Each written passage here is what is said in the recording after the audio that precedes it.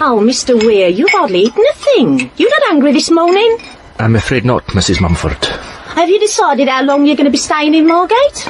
Not yet. There wasn't anything wrong with the breakfast, was there? I could always do you some nice kippers instead. No, not fish. No? You're not a big fish person, Mr. Weir? Big fish person? What do you know of the big fish people? I'm sorry, I misunderstood, Mrs. Mumford. I'm just going out for a while. I need some fresh air. Well, if you're sure. But he doesn't look too clever out there. I must go. Shub Nugorath is calling me. Is she? Oh, well, you go then. But make sure you wrap up well. Shub Nugorath, I hear your call. Yes, dear, you said. Mr. Weir? You're not going out like that!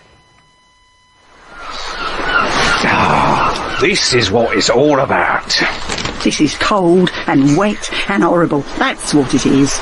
What on earth are we doing here in the middle of February? Well, it's cheaper this time of year, isn't it? My ankles are turning blue. I knew I should have listened to my sister. Why's that bloke wandering around in his pyjamas? Hey? Don't look, Doris. I'll handle this. Mate, you're all right. She's calling me home. All right. I think he's cracked. Maybe he's gone mad with the excitement. He's walking into the sea.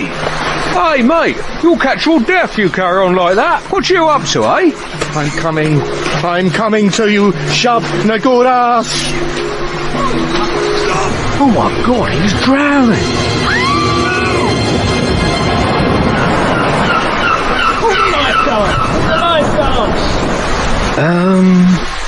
Maybe we should just go back to the hotel. Oh, well, if that just doesn't take the biscuit. Right, next year we're going to Clacton.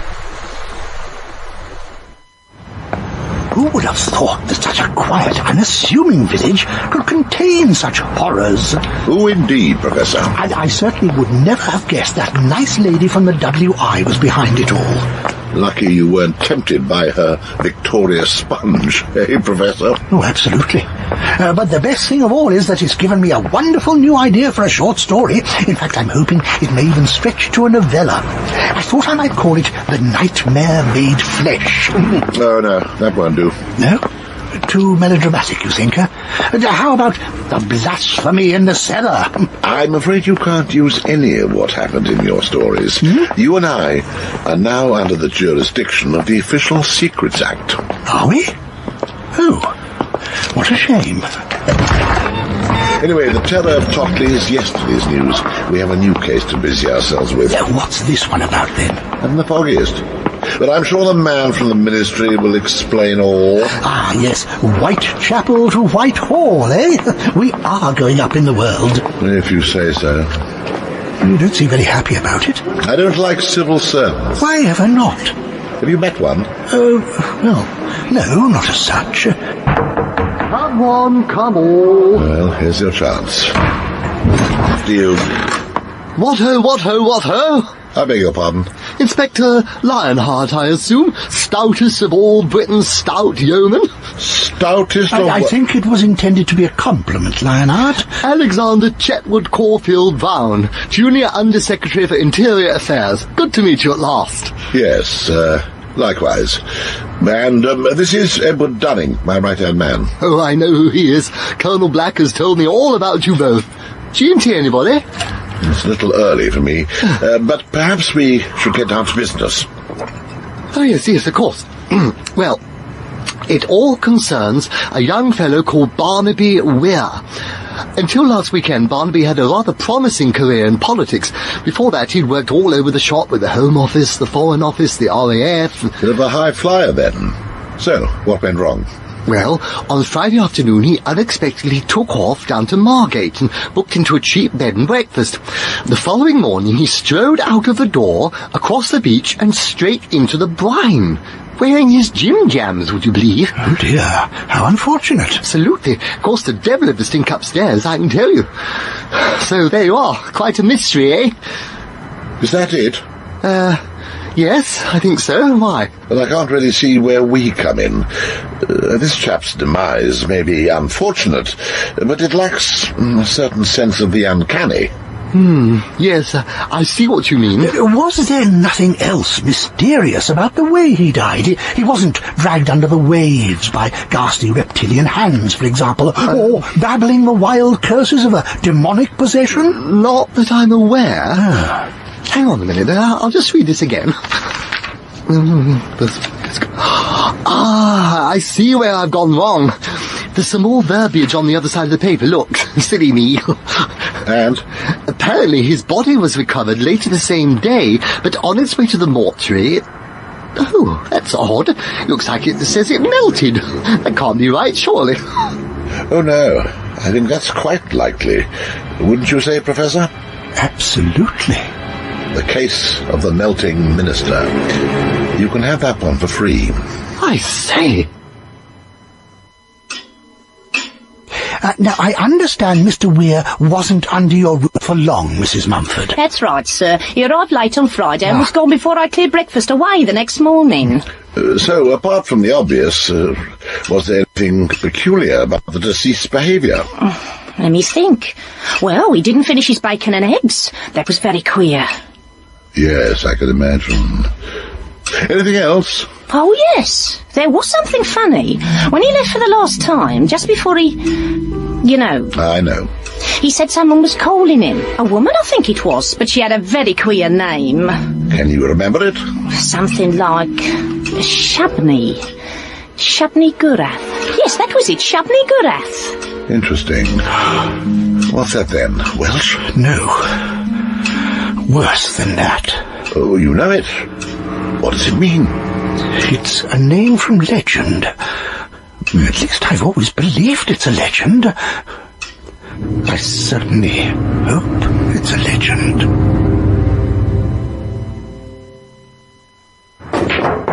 Do you play at all? Perhaps a gentleman's wager, eh?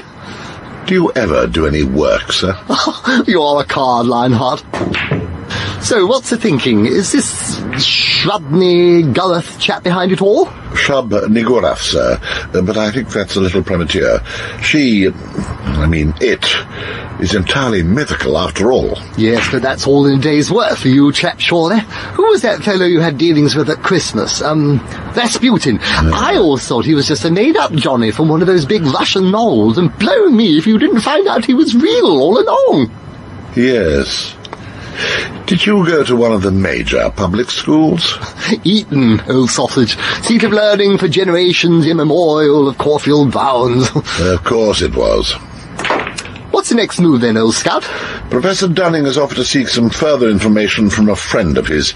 He's en route as we speak. Excellent. Sound chap, is he, this friend? Not really. He's borderline insane, in my opinion. Oh. By the beard of the prophet and all his manifold minions, not another bloody interruption. Yes, identify yourself by word or deed or thought. Mr. Crowley! It's not the Daily Mirror again, I hope. Mr. Crowley, it's Edward Dunning. Oh, why didn't you say so? Come in, come in. Oh, thank you. Nice to see a friendly face for once. You wouldn't believe some of the low-lifes I've had skulking around. Rubbish, the lot of them. Would you like some honey? I beg your pardon? Can I tempt you with some of my honey? You keep bees, Mr. Crowley? Please call me Perdurabo, or Alistair if you must. It rolls off the tongue a little more easily, I suppose, but I always preferred the mystery of Perdurabo. One of the little swine tried to sting me, you know. If only I knew which one. The bees? Ungrateful beasts. Well, Alistair, in the course of my research into the occult, I have read things. Things? Dark texts. Dark texts? You surprise me, Professor Dunning. I thought your interest in the supernatural leant more towards ghosts and ghouls. Then you're obviously not familiar with all of my work. The Dulwich Terror, for example. Oh, no, I've read that one. Cheered me up no end. But you see, Alistair, I know about the book. What book? The Book of the Dead. The Necronomicon. Oh, that old thing. So it is more than a myth. A myth? I had 3 copies. I had 4, but my dog ate one. What dog? Exactly. In that case, I wondered if you could tell me what it has to say about Shobnigaroth.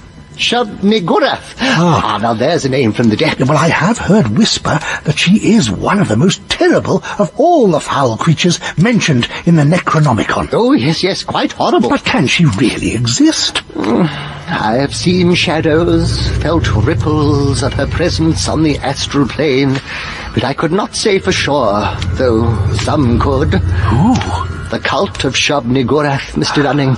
Dangerous people, those who have been left behind by the modern world, and also some who wish to overthrow it entirely. Oh, my. Do you know any of these people? I have been acquainted with them, but no longer.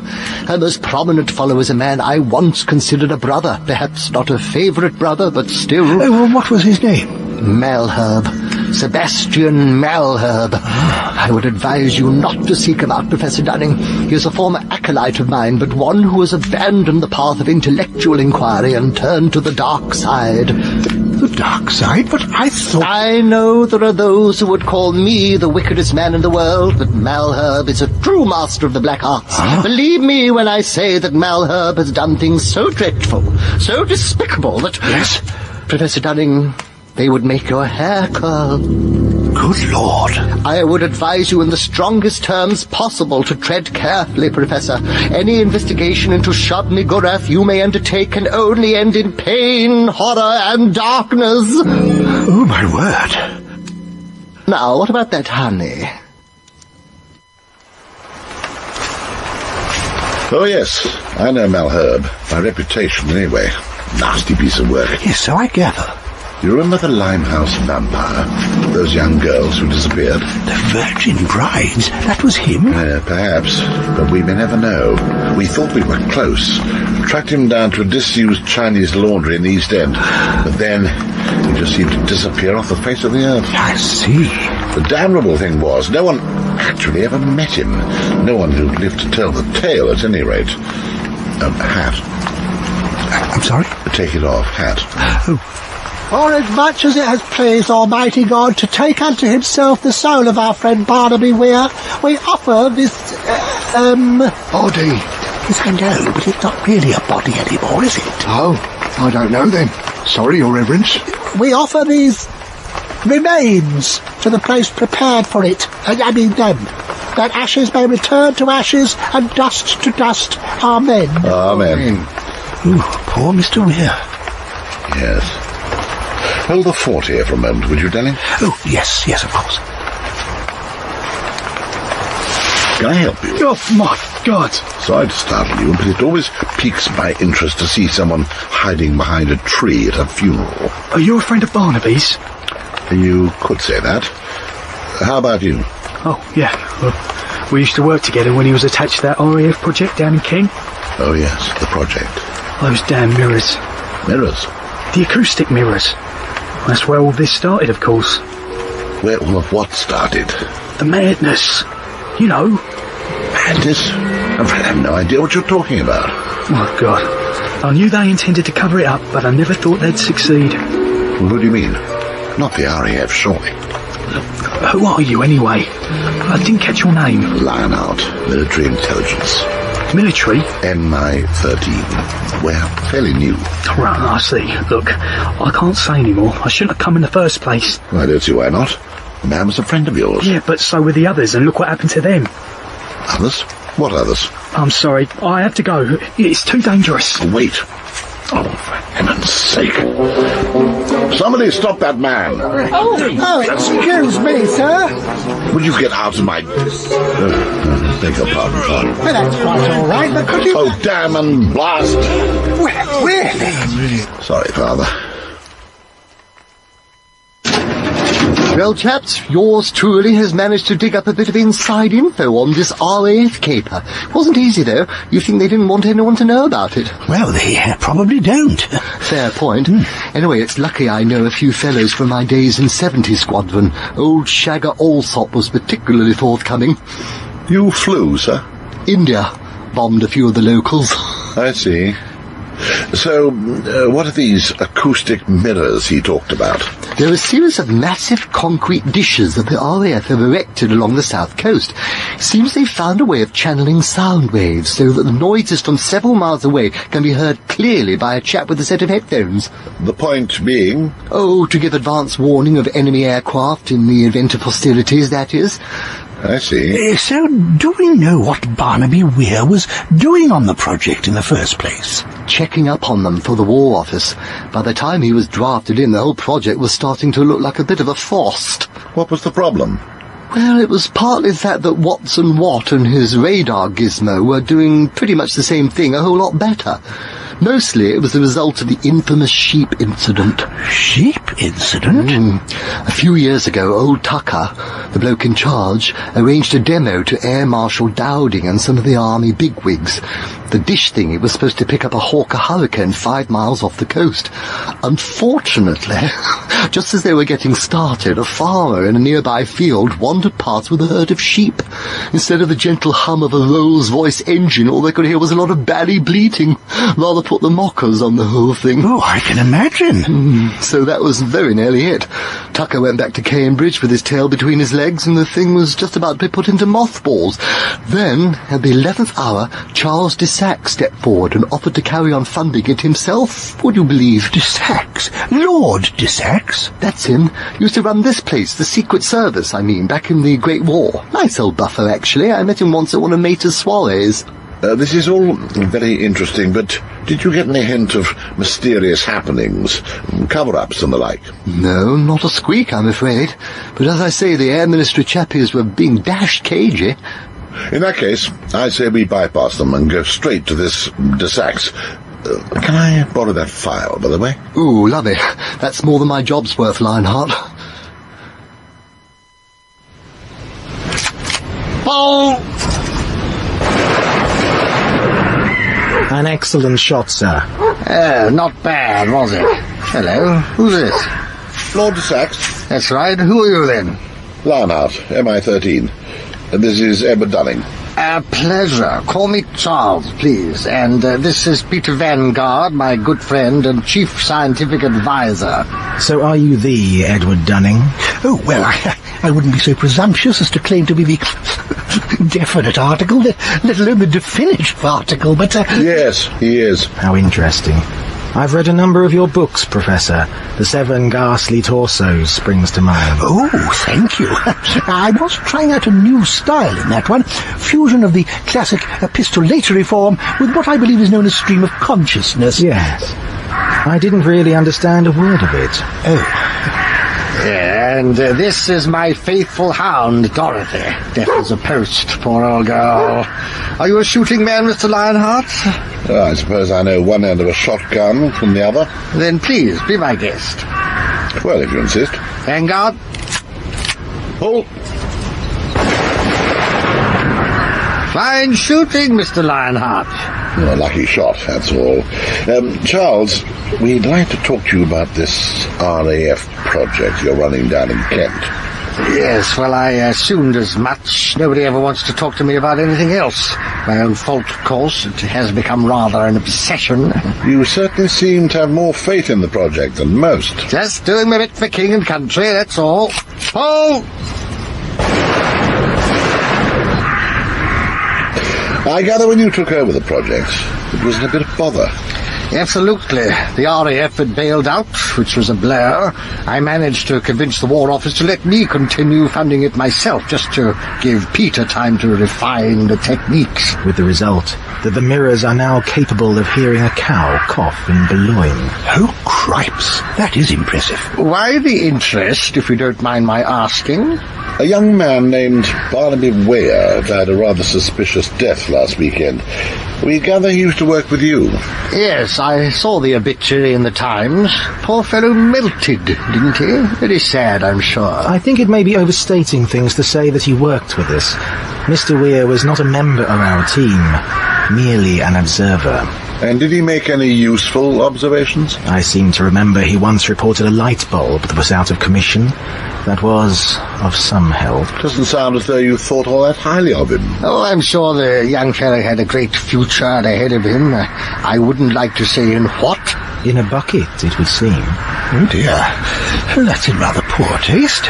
But do you have any idea why Mr. Weir might have taken his own life? Afraid not, old boy. Perhaps the pressure of his high-flying career got to him.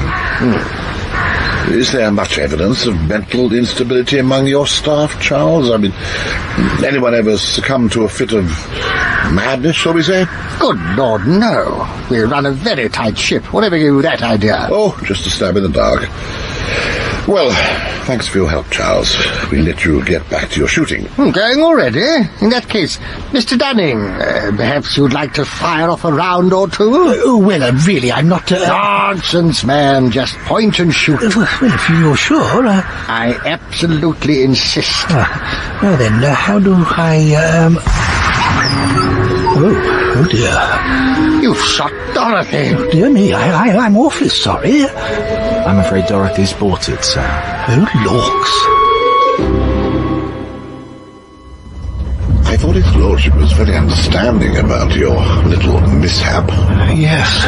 All for the best, he said. Most humane thing for it. Oh, poor Dorothy. Probably would have died anyway. Yes, I suppose. In a few years' time. I'm not sure I feel like going out this evening anymore. Oh, nonsense, man, you must. That's what Dorothy would have wanted. Where are you going, anyway? I'm supposed to be attending a meeting of the Fantasists over in Bloomsbury. The who? The Fantasists. It's a whimsical name for sure, and not one I would have chosen, but Bunny would insist. He has a dreadful weakness for puns. What are you talking about? Oh, I'm sorry. We're a writers' group, all of whom work in fantastical genre, like myself. We swap ideas and compare works in progress. I expect you think it sounds awfully dull. Not at all. Sounds grand. Oh. And what are your plans this evening, then? Oh, I'm paying a visit to our RAF friend. The one from the funeral? But how did you... Personnel files from the project. Oh, but Caulfield said... You mean you stole it? If we're not privy to a secret or two, then what's the point of being in military intelligence? Oh. Back in a minute, dear. Just has to visit the little boy's room.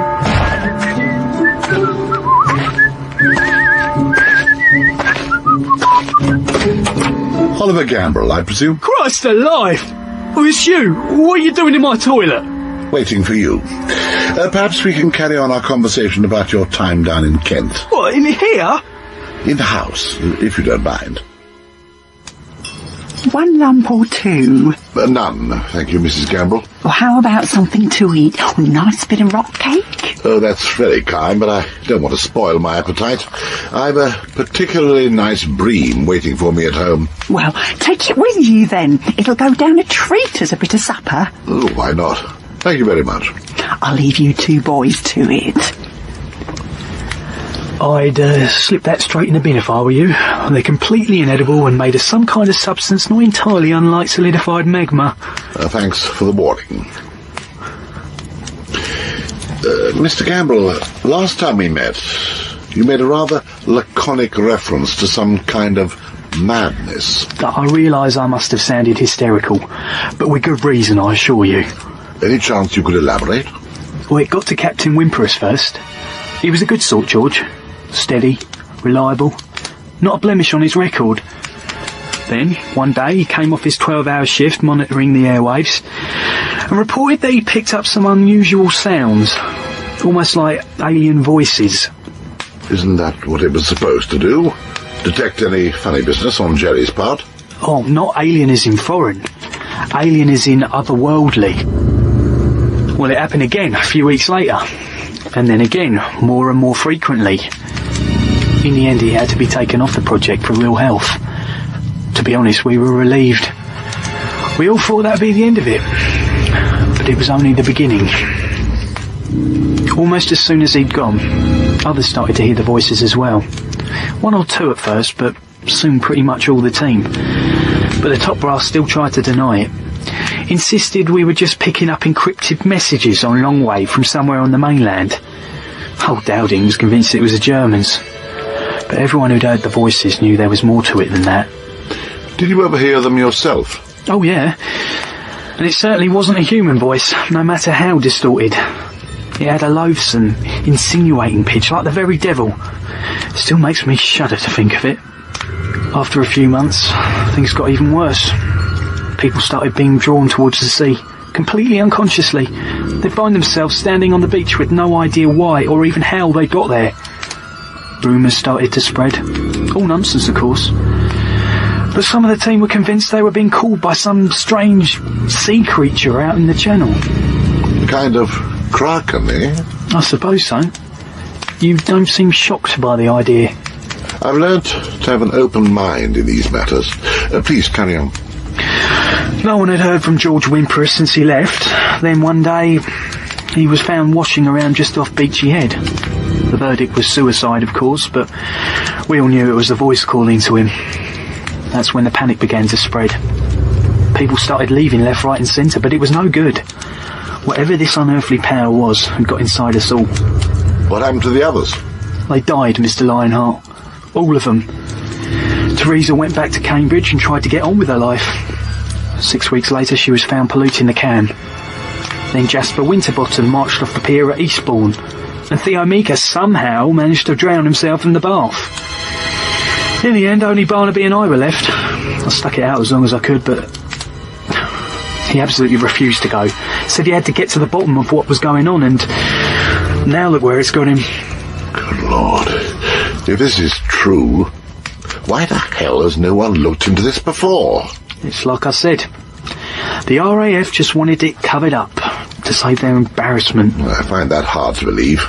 Well, believe what you like, but that's the real reason they pulled out. I certainly didn't have anything to do with sheep. Anyway, there you go. You've got what you wanted. Yes. Thank you, Mr. Gambrel. It's been most illuminating. I only hope I don't live to regret it.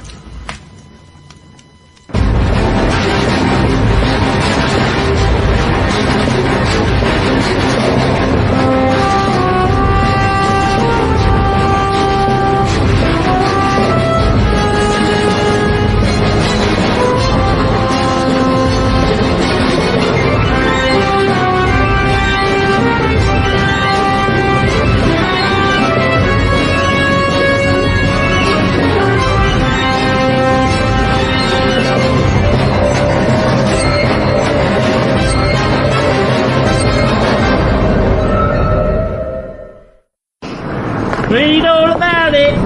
Read all about it. I'll take one of those, thanks. That's tuppence to you. God bless you, Gub. What's got you spooked, eh? Ah, I see. Right, come on out.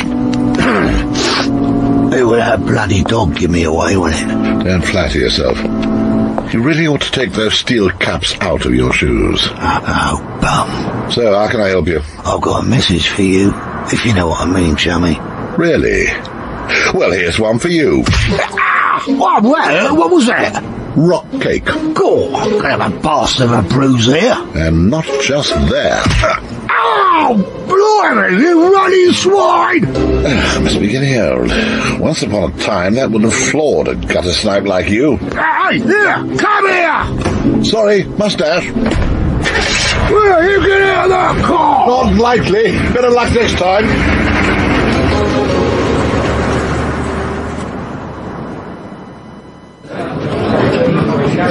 And with that, the auditorium was once more silent.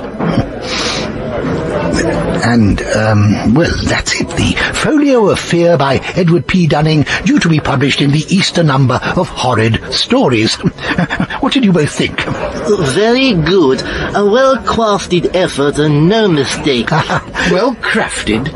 It were diabolical. Why, thank you, Bunny. I was rather pleased with it myself. Bloody diabolical, in fact. I've read scarier stories in comic cuts. Oh dear. Arthur, you made it. We were starting to worry. A dashed underground train was delayed. A derailment at Gants Hill, whatever that is. Infernal things, their like would not be suffered in the lands of Muirdark, nor even in the realms of Scargoom. No, I don't suppose they would. Can we finally bring this meeting to order then, gents? Indeed, gentlemen. Welcome one and all to the 46th monthly meeting of the Fantasists. Here. Now, present we have Wally W. Webber, Vicar of All Souls Church, Pimlico, and beloved by all for his 34 years' service at the boys' story paper, The Rogerer. 34 years and still writing the same story every week. Well, I see. Present also is A.K. Cheesewright, known to his friends as Bunny, and writer of such science fiction staples as Hour of the Metal Men. Thank you. And last but not least, Arthur Nesbitt, famed for his 16-book cycle on the worlds of Hoare Park Rat. Hoare Park Rat, Edward, the final syllable has the stress, and thus is elongated. I beg your pardon, Arthur. It's been a while since I inspected your appendices. Oh, for the love of God! Heaven help me could understand your bloody stories without learning a foreign language first. Scargomese is not a foreign language, Mr. Cheesewright. It is a dialectical variation on the... Dialectical variation, me backside. I need a beer. Gentlemen, please, let's not argue. Surely we don't want this meeting to go the same way as last month's. Look, I didn't know that waitress was standing behind me when I was miming the march of the plutonian war machine. Excuse me, sirs. Is one of you Mr. Dunning, the professor? Oh, yes, that's me. Someone wants to speak to you on the telephone, sir. Oh, well. I wonder who that can be. Talk among yourselves, gentlemen. Yes? Lionheart? Well, yes, it is a surprise. What, now? But I'm in the middle of my meeting, you know. I can't just... For your fear, folio a shite more like. Oh, that bit of the giant talking cockroach, I thought you were going to soil me. Actually, why not? Where are you? You're where? I'm outside. Yes, outside the pub. Oh, there you are. Good man. Come on, pop in. What's going on then? Well, things are hotting up. Some ruffian tried to lamp me over the head. Goodness me. He came off worst, don't you worry. Who was he? No idea, but it does suggest that someone is behind all this, and whoever it is knows we're on their trail. Where are we going then? Down to the coast, Professor.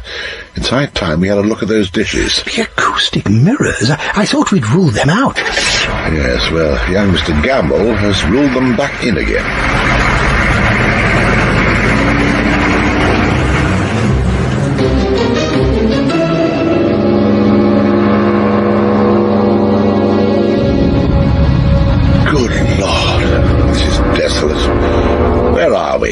You know, it's the strangest thing, Lionheart. The further we drive, the further away we seem to get. It's as if weird forces were preventing us from finding this place.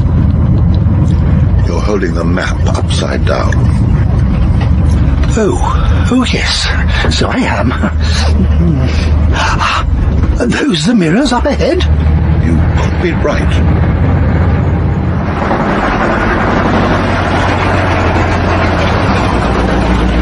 This seems to be the end of the road.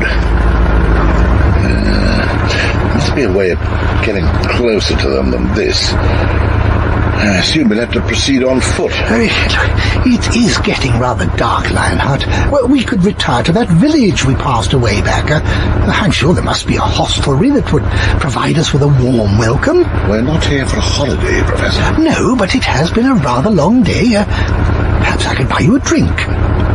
Oh, well, in that case...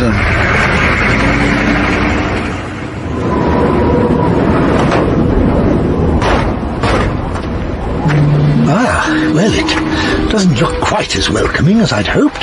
Yes, unfortunately, we don't seem to have much choice. This place is little more than a hamlet. Oh, my word.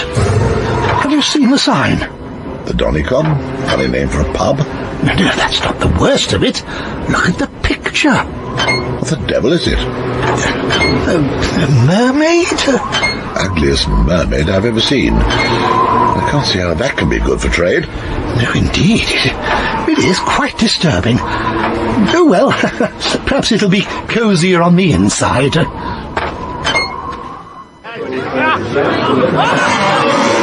Good evening, landlord, and what would you recommend for two weary travellers on a night such as this? Well, for starters, I wouldn't recommend staying round here. Oh. Didn't you see her sign outside? Oh, yes, the hideous mermaid. It's no mermaid. That's my wife.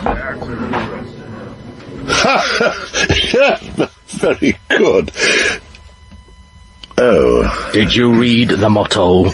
Motto? On the sign. Well, all I saw was the name of the pub, Dunicombe, wasn't it?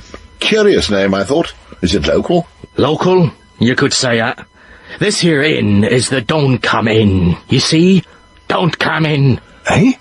Oh, don't come in. Well, I never. So why didn't you take heed of it? Do I detect that our presence is not entirely welcome? Oh, regular Sherlock Holmes, ain't you? I beg your pardon.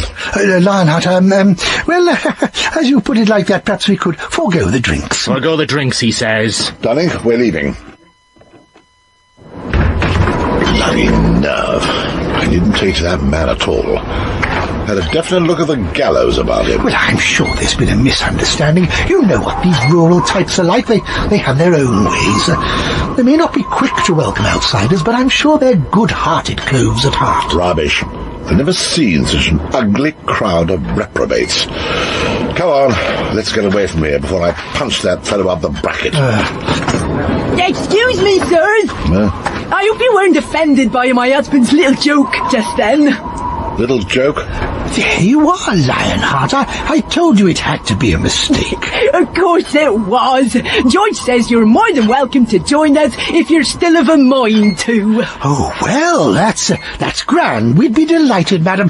After you, Lionheart. Yes. We don't get many visitors, truth be told, so George don't get much chance to polish his manners. What'll it be, gents? A pint of bitter. Old Peculiar, I think. And a sherry for me, please. Sweet. 2 pints of bitter it is, then. Oh. And what do you need to say, George? I'm sorry we didn't make you more welcome before.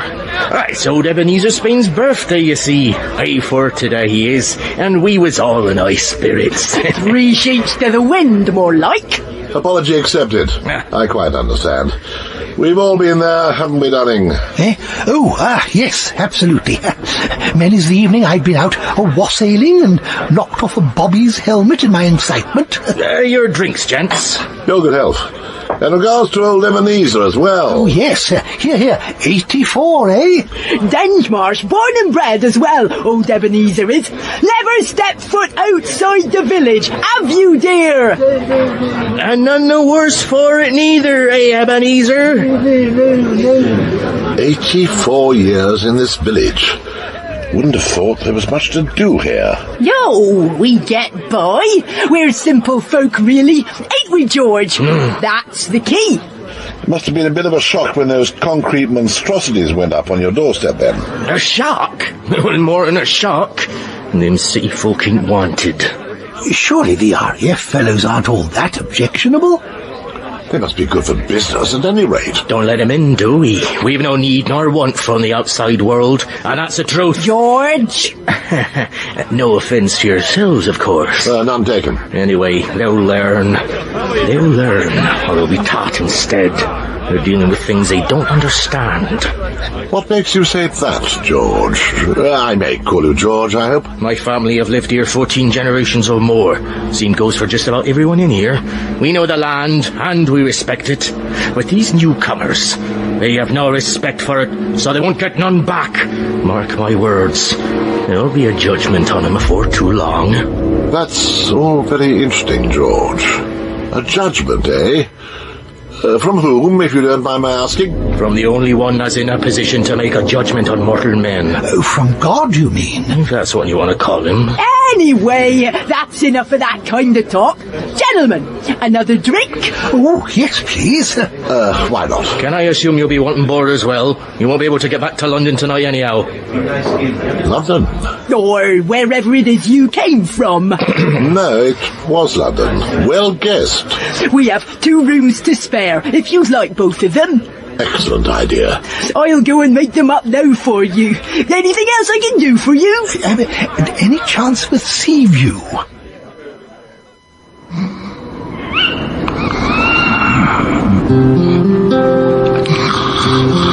Professor! Another sherry. Yes, why not? Hey, who is there? No one but me, my dear. Hello? Oh, who's that? Just a minute. The hideous mermaid. Hush, Professor. You're having a nightmare. Am I? Oh, yes, I must be. Wake up, Dunning. That's a good chap. Hey-ho, I am here. Am I not young and fair? Good Lord, what a question. Fair maid, white and red. Comb you smooth and strap your hair. No, not now, thanks. I have my nightcap on. Oh, Mrs. Willow, your night dress seems to have come undone. Oh, good Lord. Please come, say how do. I entreat you, no. The things I'll show to you. No, please, no, I don't want to see them. No. You are a gallant fellow, Professor. If you're worried about my husband... No, it's not that. It's nothing personal, but I really must get some sleep. A busy day ahead of me. Lionheart would be ever so cross. Good night now. Good night. Oh, the horror.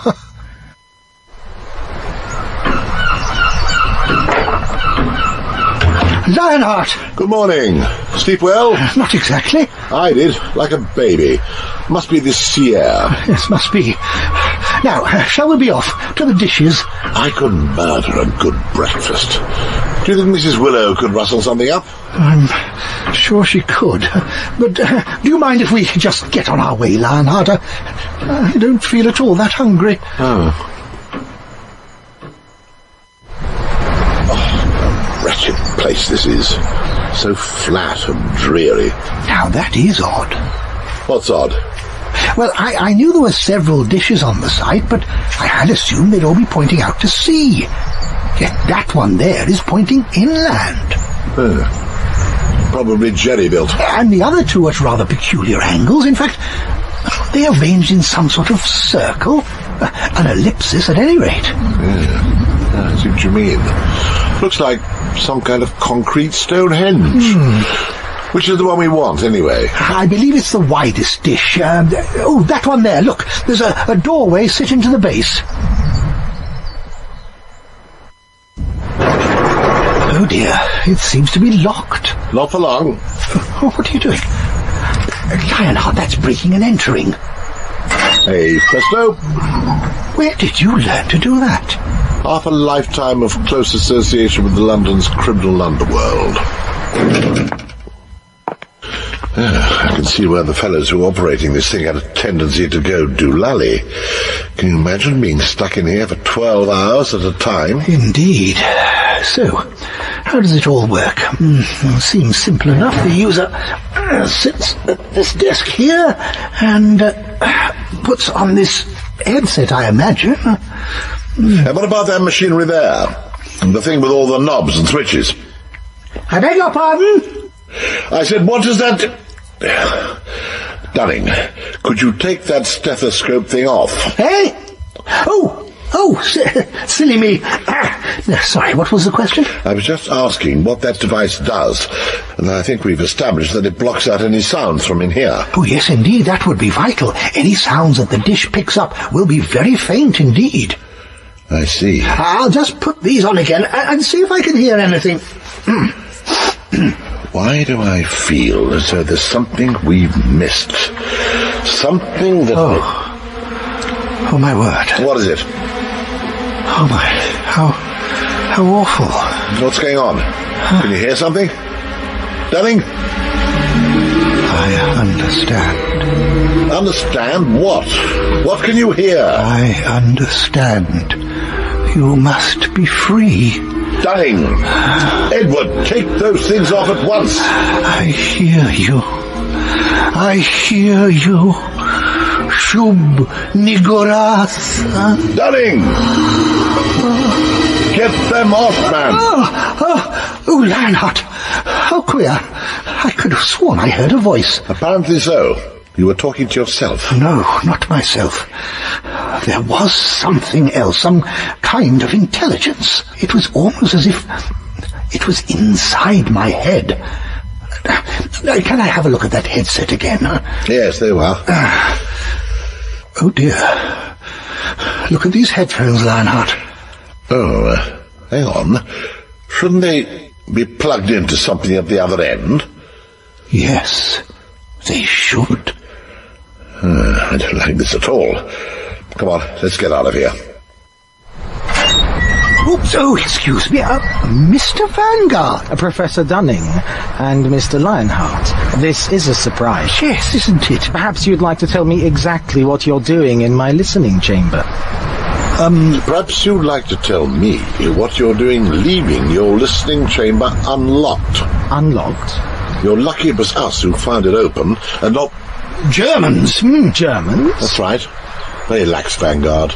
Very poor show. Oh, well, I really thought I'd... And it would seem not the only security issue you have round here. Security issue? I believe 4 other members of your staff have died in mysterious circumstances. Strange that Lord de Saxe didn't think that worth mentioning. But the 4 in question were all long departed from Denge Marsh when these unfortunate mishaps occurred.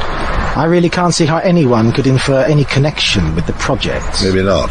But you also didn't tell us that your staff had heard what they described as alien voices coming from the dishes. That's alien as in otherworldly. So I gather. Mr. Lionheart, the 4 young people in question all undoubtedly had first-class scientific minds, but they were also prone to flights of fancy and imagination. So what are you saying? That they imagined these sounds? It's a bit unlikely that they would all have imagined the same thing. Perhaps. But I gather that a lot of tittle-tattle on the subject passed between them, late-night tales of the sort that can have a deleterious effect on the suggestive mind. Then would it surprise you to know that Professor Dunning has just undergone a very similar experience? Not especially. I've read his books. He's clearly a highly imaginative fellow. Oh, thank you. Mr. Lionheart, all I can tell you is that I have personally never heard anything even vaguely supernatural while working on this site, and I am satisfied that no one else did either. They may, perhaps, have heard the creaking of an elderly trawler out at sea, or the whine of an erratic electric generator, but no ghosts, no sea monsters, and no little green men. Now, if you don't mind, I have work to do.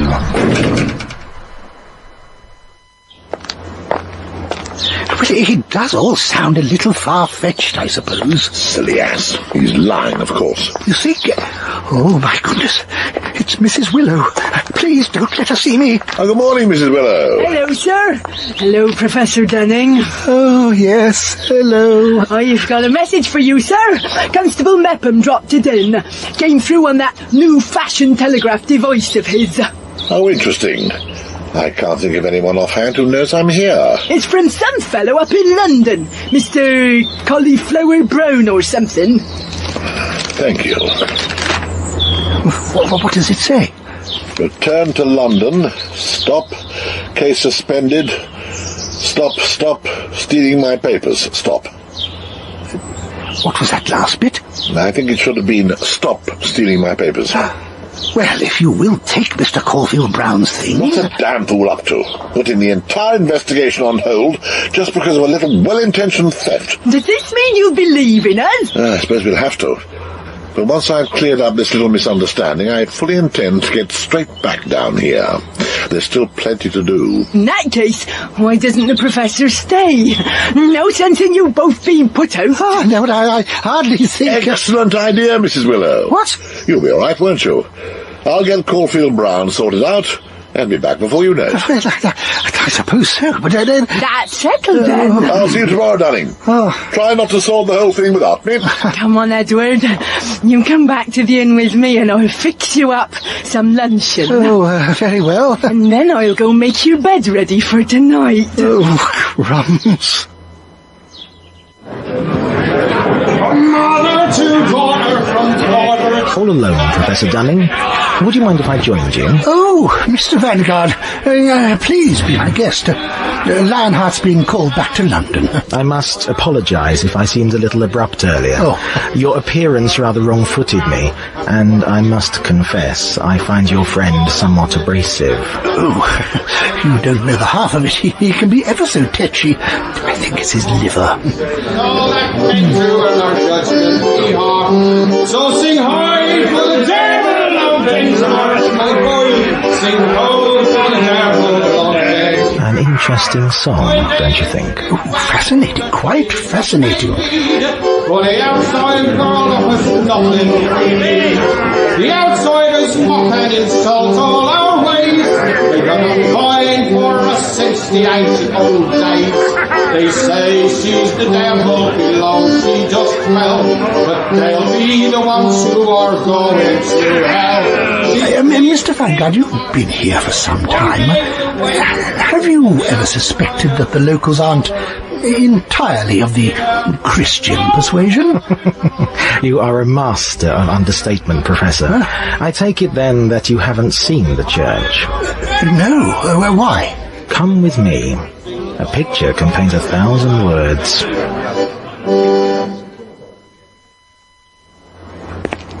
Looks a fairly normal kind of church from the outside, doesn't it?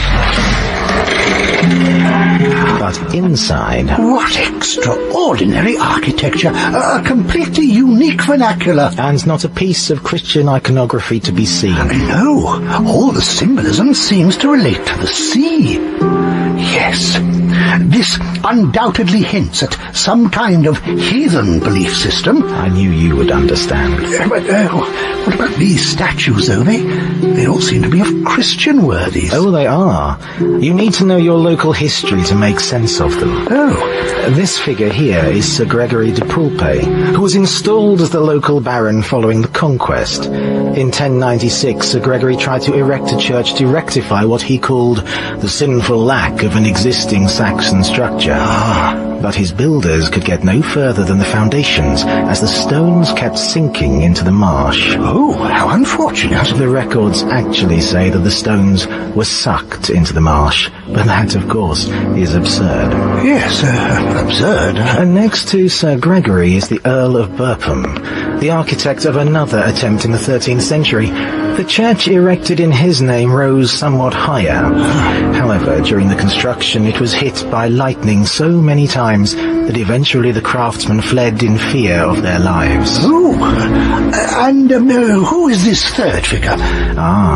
This is the venerable Bishop Mallory, who made what seems to have been the final attempt. On that occasion the building was almost completed when it mysteriously exploded on the eve of the summer solstice. Oh, well.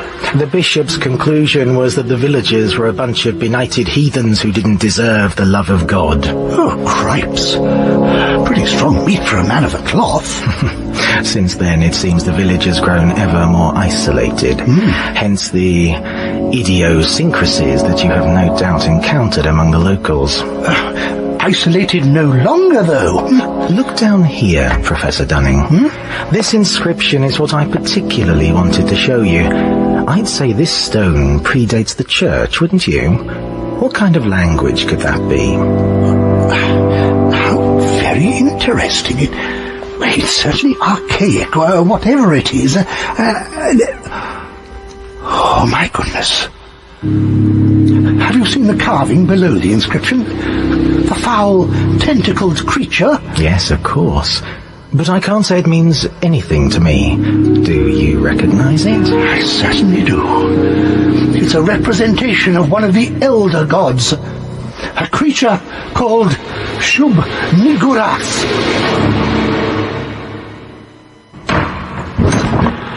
Good afternoon, sir. Lionheart. Excellent. Good show. I gather you want to see me. Now about that dossier. Yes, the, dossier. Well, you're quite all right, sir. You look a little pale. Do I? Why are you sitting like that? Like what? Well, not to put too fine a point on it, as though your piles were giving you jip. I'm sitting on a bomb, Lionheart. You're sitting on a bomb? Yes. Why? Get out, Lionheart. It's a trap. Hey, shut your face. You again. Lionheart, old chap. Thanks for responding so swiftly to our summons. Water Sacks. Indeed. Bruno? My lord. Bring him down to the basement. The basement? Yes. As I'm sure you know, it's home to the Military Intelligence Archives. How exciting. Including, among other artifacts, a marvelous collection of instruments of torture. Oh.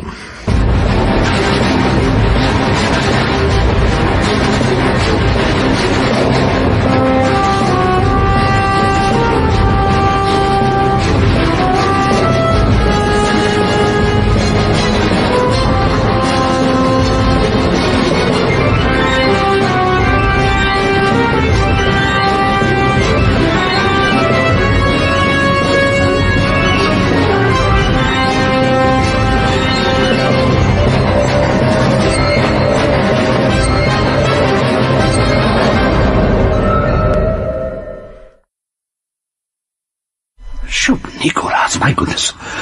Do you know, Peter, I'm beginning to suspect that these people are far more than heathens.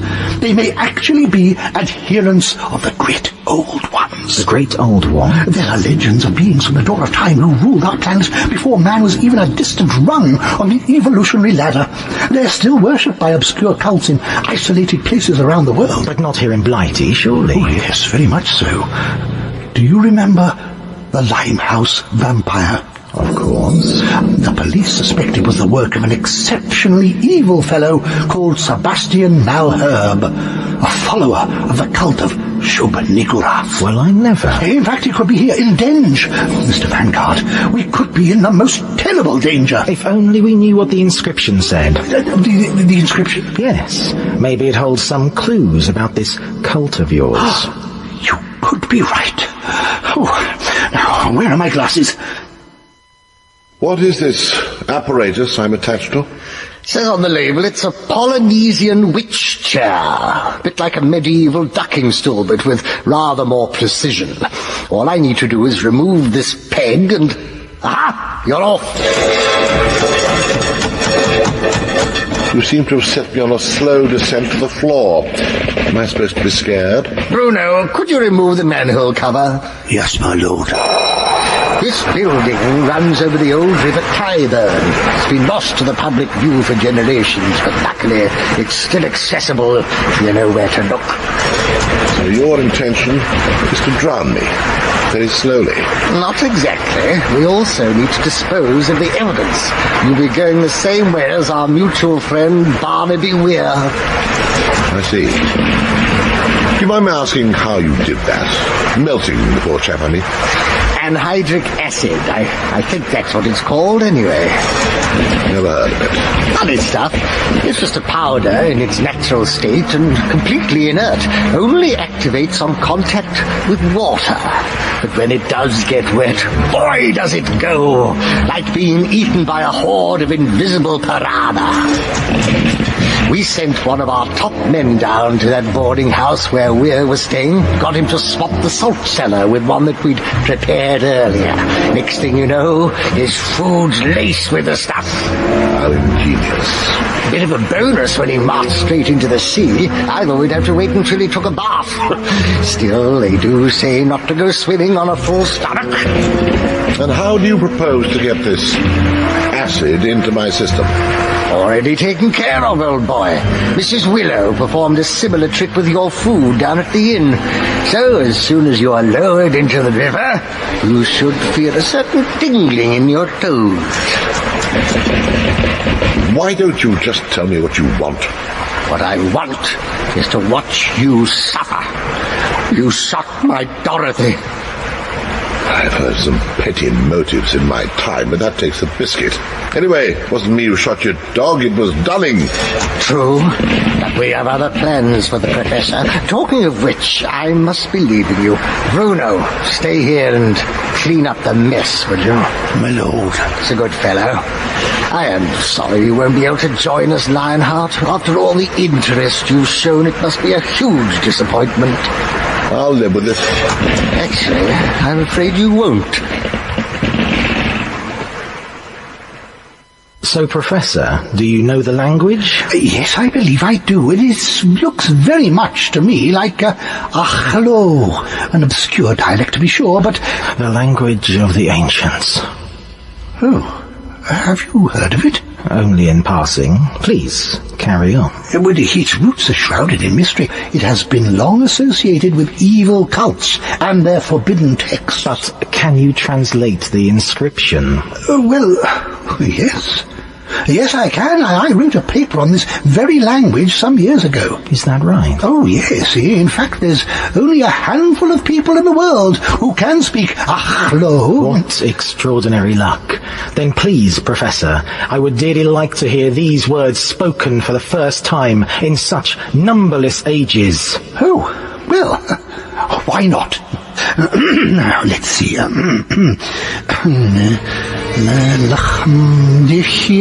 Denge Marsh, Heerstone, Swoop, Nicharas, Teens, Archarium, Shishis of Arin, Carchors, yes.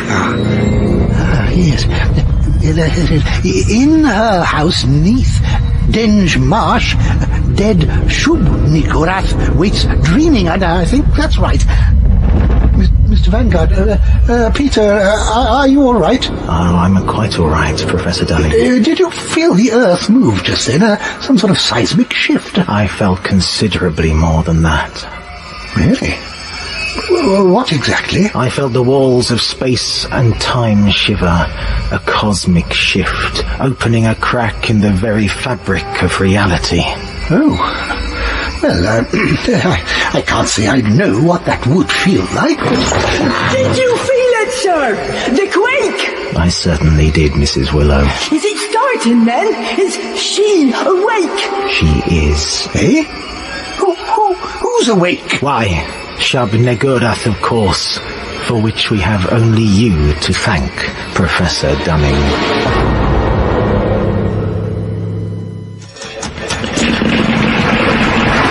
Dear me, look at that. Just a few more inches. I'm glad you take such a close interest in your work. Now, would you mind not standing near me? What? Your personal hygiene leaves a lot to be desired. Now go away. You won't be laughing in a minute. Not when you're a puddle on the floor, you won't. No, I imagine that might be difficult. Done this before, have you? Oh, certainly have. Down in Limehouse. Limehouse? Mr. Lionheart, it's Alistair Crowley. Crowley? Such a voice. Mr. Lionheart, I know you're in there. Mr. Lionheart. Don't say a word.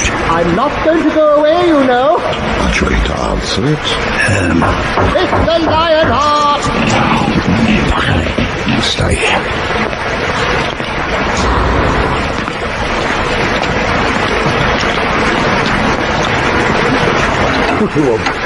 I've come to save Mr. Lionheart. What? It's pardon. Now take that, you ruffian!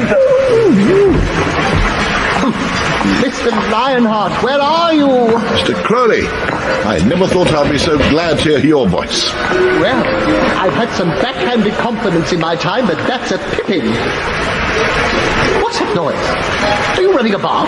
I'm in bondage, Mr. Crowley, and in about 30 seconds' time, I will either have drowned or dissolved. Neither appeals. Great Scott! I assume the door is locked. It seems to be. Then I need you to break it down, any way you can. Oh, physical action isn't really my strong suit, you know. Well, can't you cast a spell and disintegrate it, or something? Mr. Lionheart, I'm a diabolist, not a magician. I do not hire myself out for children's park. Oh, get on with it, man. I haven't much time. Yeah. My God, you did it! What spell was that? It wasn't a spell. I used this key. By thunder! What is that contraption you're in? Quick, put it in reverse. Oh, yes, of course. How do I do it? Hurry up!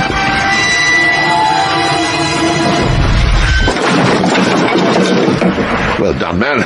I knew you had it in you. It sounded like it. Are you quite all right, Peter? Ah, yes. I think the time has come to throw off that mantle. Peter Vanguard does not exist. Of course he does. I've seen the personnel file. Oh, he did exist. In his day, he was a scientist of some repute, but I'm afraid he is long dead. And to me, personally, he has been of infinitely more use that way. Then, if you're not him, who are you? My name is Sebastian Malherbe, and I am, as you so memorably put it, an exceptionally evil fellow. Oh my word. Whereas you, Professor Dunning, are an exceptionally stupid one. Am I? Oh yes. You still have no idea what we have achieved down here, do you? Well, things are moving a little fast. For eons, our goddess slept in the hallowed halls of the Great Old Ones, out of reach of human contact. That is, until about 15 years ago, when I conceived of a mechanism to amplify the thoughts of a suitable mind, my own, say, and transmit them directly to her. Of course, such a mechanism would be vast and expensive, but where there is a will such as mine, there is a way. The acoustic mirrors? Correct. They are a means to communicate with the being who will soon reign over us all, Shub-Negurath. You mean she lives over there in the English Channel? No, Professor. Bear in mind that the coastline has changed much over the thousands of millennia that have passed since last she walked the earth. Shub-Negurath lives directly beneath our feet. Down there? Oh my. You heard her for yourself, as did the others. The scientists who drowned. That was the will of Shub-Negurath at work. She calls out to one and to all for supplication. Only the strong-minded have the vision to submit and accept her mastery. The weak-minded struggle and pay the price. When she calls them to the sea, they follow. How awful. Isn't it? But the thing is, although I had awoken Shub-Negurath, she couldn't gain access to our dimension without a key. A key? An inscription written on an ancient tablet in the language of the Elder Gods. Only a handful of people in the entire world could read that tablet. What a stroke of luck that one of them was a history professor with a penchant for mysteries. Oh, crumbs. How did you know I was in danger? Oh, Great Yod told me, on the astral plane, last Tuesday. Last Tuesday? Then couldn't you have saved me a little earlier? I cannot save somebody who doesn't need saving, Mr. Lionheart. I had to wait until the time is right, and my train was late. Typical. I know, but that's not all that was revealed to me in the interworld. I have tidings of Shub-Negurath. Oh, good. Oh, no, not good. I'm afraid to say she's indeed more than a myth. Gave me the willies, I can tell you. How so? She has the rough appearance of a creature from the deepest depths of the ocean, but distorted and perverted beyond reasoning. Imagine a beast the size of St. Paul's Cathedral, with tentacles like tree trunks and 1,000 gimlet eyes boring into your soul. I'd rather not, if it's all the same. Worse even than this, I have reason to believe that my old associate, Sebastian Malherbe, is planning to revive her. I have felt him meditating on the subject. On the astral plane? Indeed. Mr. Lionheart, if he succeeds in bringing Shub-Negurath back to life, he could rip the fabric of our entire world apart. Well, that won't do. Have you any idea where I could find this Malherbe? According to the Necronomicon, Shub-Niggurath persists in the limbo world where the shadows of dimensions intersect.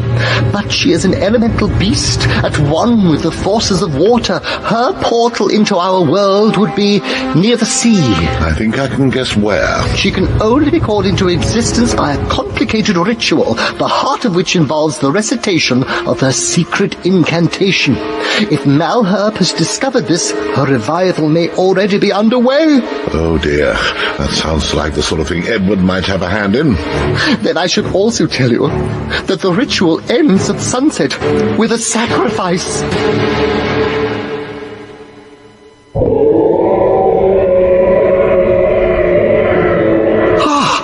What was that noise? We are nearing the rebirth, Professor. Shub-Niggurath is waking from the sleep of eons, and she is awaking at your call. Come. I don't understand. You didn't summon me here. We tracked you down. Oh dear. A victim of your own hubris. You are clearly a man of some modesty, Professor Dunning, so I will assume that your bombastic friend Lionheart is to blame. But we've been on your trail ever since we were called in to investigate Barnaby Weir's death. I'm sure it seemed that way, but consider how he died. Melting away to nothing like that.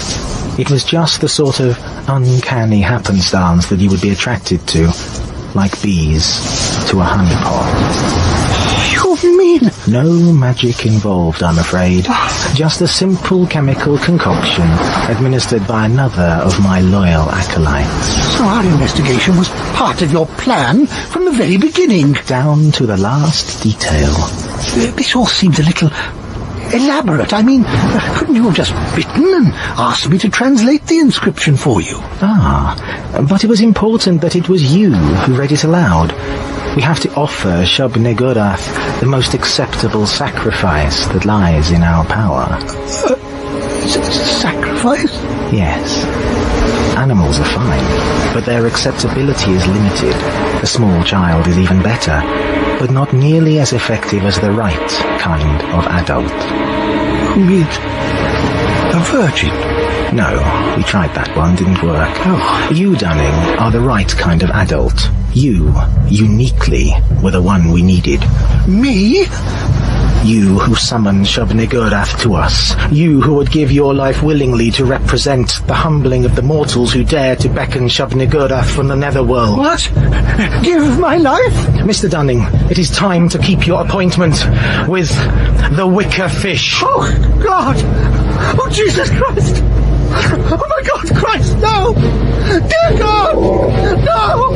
Christ!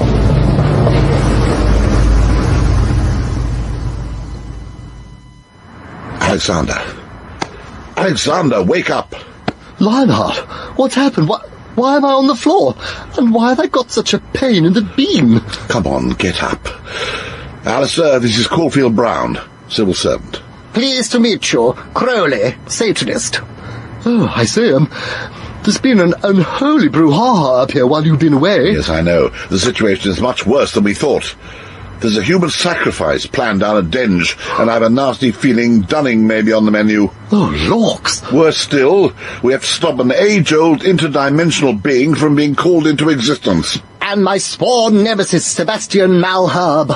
Malherb? The Limehouse vampire? Limehouse? Of course. What is it, man? We need to get to Whitechapel, the police station. I thought you wanted to get back to Denge.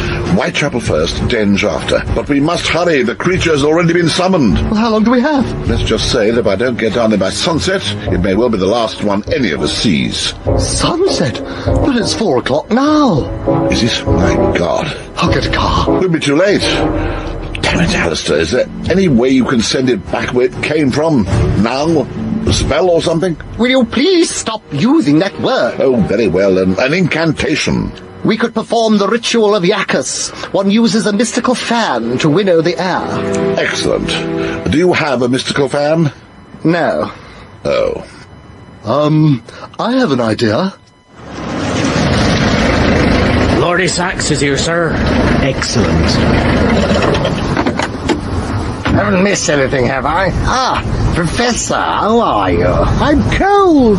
If I'd known I was going to be offered as a human sacrifice, I'd have brought a coat.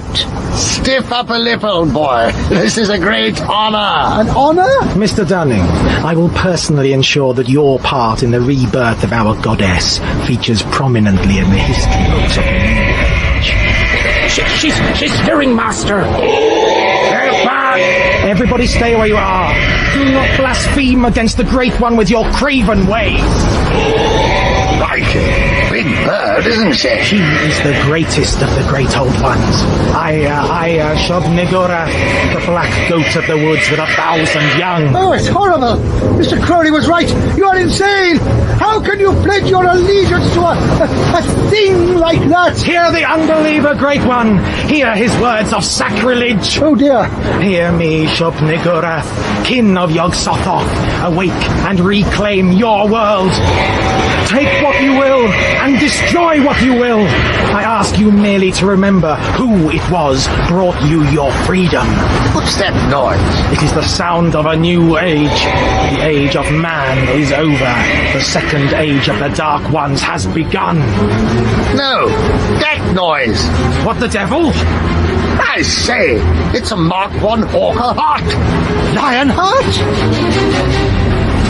Can you bring her in any lower? Roger, Wilco, and all that. I take back everything I said about you, Caulfield. Oh, well, thanks, old horse. Sorry, what did you say about me? Look, we're nearly there. Those are the dishes on the horizon. Crikey! Impressive, aren't they? Hang on, did that one just move? That's no dish. That's Shub-Niggurath, the great old one. The great old what? I've a very bad feeling about this. Upon my Sam, you're right, it's alive!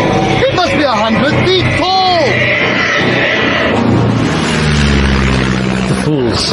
Shub-Niggurath will crush them like the insects they are. Come on, Lionheart! You can do it! Shut him up, Charles. Don't you mind keeping it down, dear boy? Sebastian is communing with the Great One. Nagai, Nagaga, Kamog, Kamog. Nagai, Nagaga, Kamog, Kamog. Nagai, Nagaga, Kamog, Kamog. Nagai, Nagaga, Kamog, Kamog. What's the plan, then? We need to get in position to deliver our little surprise. Right-ho! Watch out! Whoops-a-daisy! This is impossible. How are we going to get past those tentacles? Try the Lewis gun. Should be behind you. How does this work, then? Bloody hell. It looks like an elephant that's been stung by a wasp. Excellent. Just a little more, I think. You've maddened it. It may be from another dimension, but it doesn't like the taste of hot steel. This is sacrilege. They couldn't actually harm the Great One, surely? No, of course not. You don't sound certain. What's the matter, Malherb? Are things not going your way for once? Shub-Niggurath, hear the words of the heretic. This nebbish poltroon is a living insult to your majesty. Destroy him! Destroy the pusillanimous scum! I command you! Master Malherb! I thought you said we weren't to command the Great One! He did. Said she wouldn't take at all kindly to being bossed about, didn't you, Sebastian? I meant entreat, obviously. I entreat you to destroy him, O Great One, if such should be your will. Oh dear! You seem to have upset her, Mr. Malherb. Shub-Niggurath, hear me. I apologize for the insult. I abase myself before you. Please, take your sacrifice. No, not me. Shub-Niggurath, your sacrifice has already been prepared. Is offered to you in the accustomed manner. Make up your own mind, O Great One. Choose who you feel is a worthy sacrifice. Shub-Niggurath, take the one in the cage. Not me. Him. The one with the glasses. No.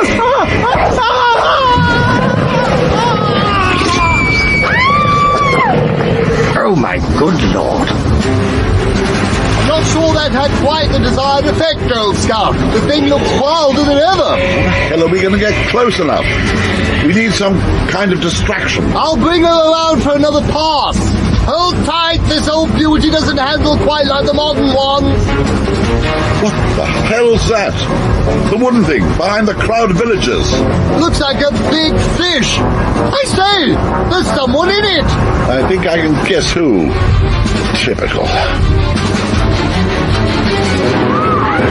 Everyone, get away! The Great One is displeased! Excellent idea, though. Could one of you let me out before you go? Now look here. Excuse me, you there.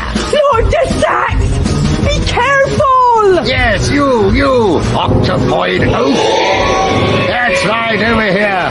I'm very rather miffed about this. My lord, no! You were invited to this dimension as a guest, I hasten to add, and how do you repay your host? You eat him! Eat him! Well, in my book, that's just bad manners. I say, she's heading the other way. Doesn't look very happy either. This could be our chance. Bring her in as close as you can. Righto. What is that stuff anyway? Anhydric acid. And what? Back when I was in the force, we raided the lair of the Limehouse vampire. Found bags of the stuff. We didn't have the foggiest what it was, of course. But Malherbe must have been using it to dispose of the bodies. And you think it'll work on that thing? Should be like putting salt on a slug. Let's find out. It's just so ungrateful. All poor Sebastian did for you. Get away from me, you nasty thing. Get off at once. No.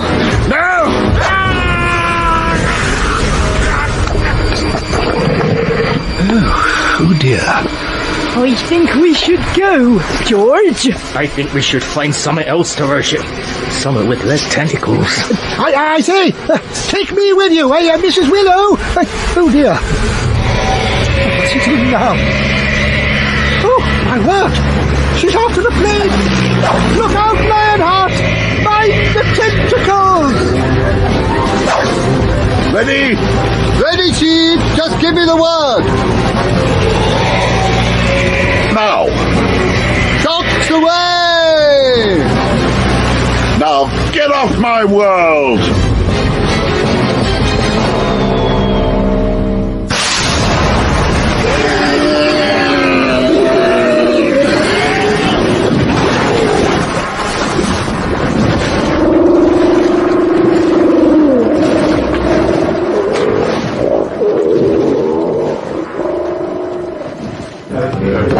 The creature roared with surprise as the bomb exploded, and an immense cloud of dust enveloped its hideous form. It shrieked in pain, writhing and howling. The noise seemed to last an eternity, but at last it faded, only to be replaced by a terrible sucking sound, like a blancmange swirling down a plug hole as the creature began to dissolve at a frightening rate. Soon there was nothing left of the abomination, but a pool of viscous fluid glinting in the last rays of the setting sun. And so ends the first adventure of the Scarifyers. Goodness gracious me, what a horrific scenario you conjured up, Professor Dunning. Why, thank you, Wally. Yes, it's very disturbing. No doubt similar creatures lurk in the realms of Scargoon, did we but know. Horrific? Disturbing? Are you mad? That wouldn't scare a nun with an heart condition. I haven't heard such a load of tripe since my dog was sick on settee. And what sort of name is the Scarifyers? Isn't it something to do with lawn? And as for this Braveheart character, wherever did you come up with that senile old fart? But I'll have you know that Braveheart is one of the finest men I have ever met. It's... I mean, one of the finest men I have ever imagined. Good God, he's losing it as well. Am I the only sane one here? Excuse me, Mr. Dunning? Yes? Telephone for you, sir. Oh, excuse me for a moment, gentlemen. Hello? Oh, Lionheart. Now? And this doctor character must rank as one of the stupidest creations in Western literature. Now hold on, Bunny. No, you're not interrupting anything. Where? The British Museum, yes. What's escaped? Oh, my goodness. I'll get my hat. The Devil of Denge Marsh was written by Paul Morris, and you heard the voices of Nicholas Courtney, Terry Molloy, David Benson, David Bickerstaff, Sebastian J. Brooke, Jack Fox, Catherine James, Ilona MacDonald and Phil Rose. The Devil of Denge Marsh is a Cosmic Hobo production.